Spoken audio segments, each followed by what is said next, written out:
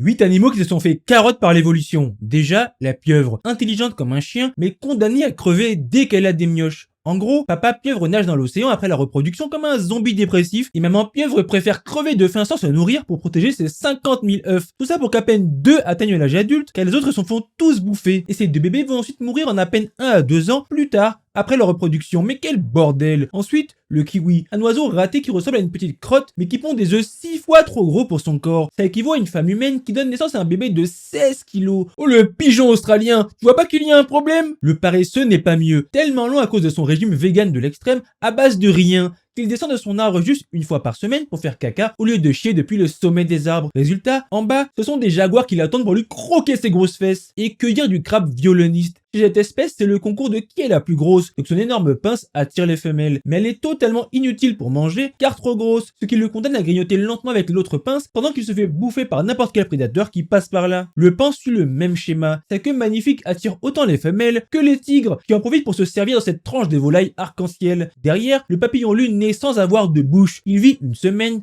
pond, puis meurt de faim se demandant s'il ne s'est pas fait zouker par la nature. Les hyènes femelles accouchent à travers un pseudo-pénis, une torture si douloureuse que ça envoie parfois mère et bébé au cimetière. Les babyroussas a des défenses qui poussent enroulées directement vers son crâne, lui perforant parfois le cerveau. Imaginez 2 pointes qui poussent lentement dans votre propre crâne, bordel. C'est quel genre de torture sa vie de merde? Enfin, le guépard, tellement spécialisé en vitesse qu'il est nul partout ailleurs. Il ne peut même pas défendre son repas contre des vautours. Il se fait constamment harceler par les lions qui lui claquent ses petites bouilles. Et en plus, il est tellement stressé en captivité qu'il a besoin d'un chien d'assistance émotionnelle pour se reproduire. Mais achète-toi des boules, mon gars, t'es sérieux là?